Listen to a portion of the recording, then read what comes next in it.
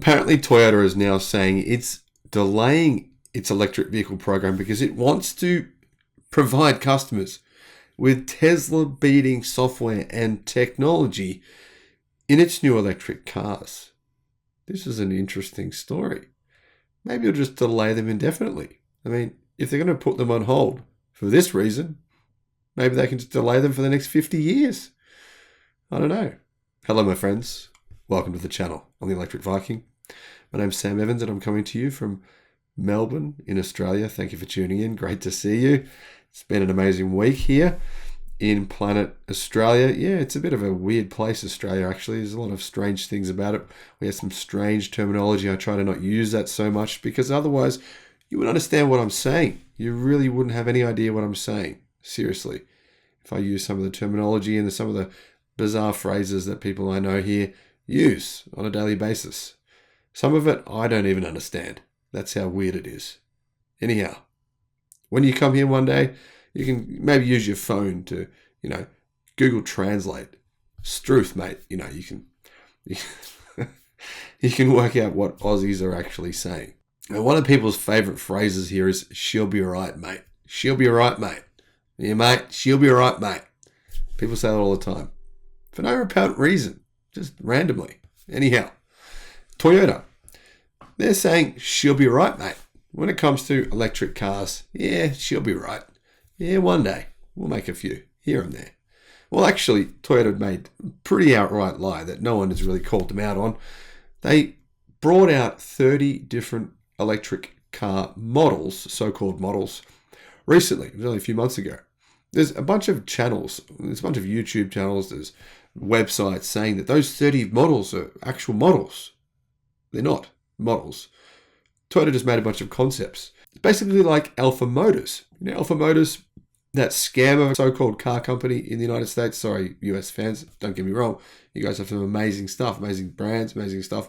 But this company, they're a joke. Alpha Motors are not the real deal. They're just a big fraud. And frankly, they did the same thing. They've got 20 different so-called models, but they're all just, one-off cars with no batteries in them, no motors in them. They're just shells. That's what Toyota did. And Toyota even publicly admitted later on that actually, no, they're not actual models. They're just concepts. We may or may not ever make any of these. We might make all of them one day. We might make none of them. That's what Toyota have admitted. So, Toyota have also admitted that the BZ4X, the platform that it rides on, the skateboard that it rides on, it's not cost competitive and it's not technology competitive. They've admitted that themselves. So this whole concept that the media are saying, I just read an article literally 5 minutes ago that one of you sent me saying it's from one of the major websites. I'm not going to say who they are because it's clearly paid for by Toyota, saying that Toyota's strategy is the smarter strategy. By being late to market, they can somehow play the smart game. They're playing the long game here. It was just totally convoluted, utter baloney and nonsense, which is why I'm not going to put any links to it. But the point is, the media is still being paid by Toyota to say all kinds of nonsense. The truth is, Toyota are late to the party. They've admitted it. They know it. And they've also admitted that really, it won't be until their second generation skateboard comes to market that they'll actually be able to compete in terms of technology and price. Now remember what Toyota said before they brought the BZ4X to market? They said many times, it won't be cheap, it won't be cheap. They just kept repeating themselves over and over and over, just over. Literally, the amount of times they actually said this publicly was more than 20. We promise it won't be cheap. It's coming, but it won't be cheap. I was like, okay, I heard you the first time, mate. I heard you. You've said it. Please, you don't need to repeat yourself over and over and over. And it came to market, and the price actually wasn't too bad. But unfortunately, as journalists said, it was the most uncompelling vehicle of 2022. It was disappointing. I really did have high hopes for it. I've owned a few Toyotas. One of them was great. One of them was an absolute box of junk. The head gasket blew 5 times before I went, enough's enough, and bought a new engine. Had to actually put a whole new engine in there. Then the car was fine after that. But truthfully, yeah, Toyotas aren't as bulletproof as they claim. It depends on the model that you buy, of course. My key point is here. The new BZ4X is not a compelling electric car. It's not like journalists claimed, Toyota's going to be late to market. The reason will be they're going to bring out some amazing vehicles. They'll learn from everyone else, and they'll put into practice all the things they've learned, and they'll blow everyone away with how great their new EVs are. Well, the exact opposite happened. The Lexus EV and the Toyota EV are both completely non-compelling. They're non-competitive. And frankly, the range of those vehicles is way lower than Toyota claim. I mean, look at the actual real-world range test for that car. It's abysmal. Now, Toyota is saying they're going to rethink their EV strategy. That's going to result in delays to vital new models in the next 3 years, according to new reports. The Japanese automaker was a pioneer in electric cars with its Prius and its investment in Tesla, but it's been slow to join the full EV market. And the cars it has launched have been less powerful and less efficient than, well, for example, Tesla cars, and frankly, actually not just Tesla, but many vehicles. Hyundai Ioniq 5, Kia EV6, you see my point. Reuters reports that Tesla made nearly 8 times as much profit per vehicle compared to Toyota in the third quarter of 2022, and that the American company's simpler EV production and lower costs are partly responsible for the difference. Now, it wasn't long ago where Tesla's manufacturing was pretty average. It was bottom of the pack, really. How the heck did they go from that to leading the pack? You can't argue against that fact. They clearly are. They're clearly leading the pack when it comes to manufacturing efficiency. That's what Toyota were the kings of, and they said it. They were very proud of that fact, that they were the kings of manufacturing efficiency. And somehow, the tables are completely turned. I mean, realistically, the fact that somehow Tesla was really so far behind with manufacturing efficiency, and then went from that to being so far ahead. And one other reason, I mean, quite often people say things like this: oh, I hate Tesla because Elon Musk said this, or I hate Tesla because I don't like the look of their cars, or there's some kind of reason. But it always brings me back, because they often say, so I went and bought X model, I went and bought this car, I went and bought that car, I went and bought this car. And I understand that. I think that's totally fine to go and buy another car. No, you don't have to buy a Tesla, that's totally fine. But I always look at what they bought, and I think, interesting. Were you aware when you made that decision? And it's not a bad decision, but were you aware of the fact that Tesla's specifications of its car is quite a lot better than the model you bought? There's so many cars you can buy which are a similar price to a Tesla vehicle, but have so much less efficiency because they're so much heavier.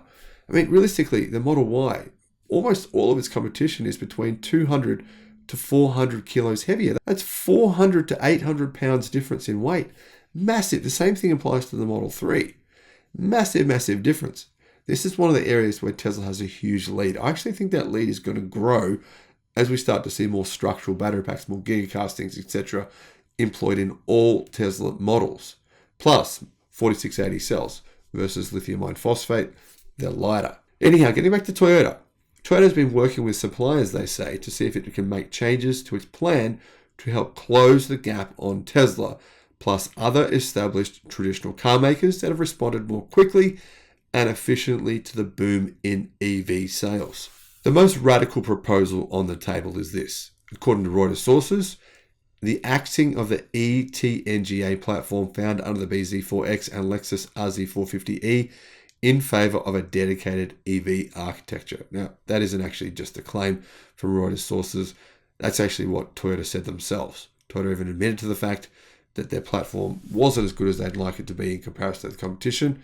They can't really make a profit from selling that car unless they sell it for ridiculous prices, which no one will pay, and they need to make a new platform. They have said that. They've said also that that will take around 5 years, or at the least 4 years. We're looking 2026 before we even see that platform hit the market. To me, that's not just late to the market. That's like turning up to the party and all the guests are leaving. That's how late that is. Now, CarScoop says, by creating the ETNGA platform from an existing combustion base, Toyota was able to integrate the production of its EVs with ICE vehicles. But that plan was formulated when Toyota believed EVs would account for only a very small proportion of cars sold versus what they now believe is the case based on, well, global sales today. Unfortunately for Toyota's current planned EV timescale, dropping the ETNGA platform will delay its new BZ4X and its Lexus EVs by years. Other possible changes include pulling forward the launch of a new thermal management system, a more powerful electric powertrain, and also a silicon carbide-based inverter that could help to charge efficiency and reduce production costs. Efficiency is extremely important. I mean, for example, the Model Y, right? It's got a smaller battery pack than all of its competitors, much smaller, on average 15% smaller, but it has the same range. Therefore, Tesla's costs are lower than its competition. Reuters says the new EV strategy review is being headed by Shigeki Terashi, a 42-year-old Toyota veteran who helped the company forge a strong bond with China's BYD that resulted in the Chinese market BZ4X sedan, which is manufactured by FAW, using the BYD electric skateboard. Maybe that's what Toyota could do. Just give BYD a call. Hey, quick use your BYD platform. Maybe BYD won't want to agree to that though. I mean, why would they? They now have the upper hand when it comes to EVs. In fact, I think Toyota could be a little bit scared of BYD. But that's just me. Let me know your thoughts in the comment section below. Thank you for watching. Bye-bye.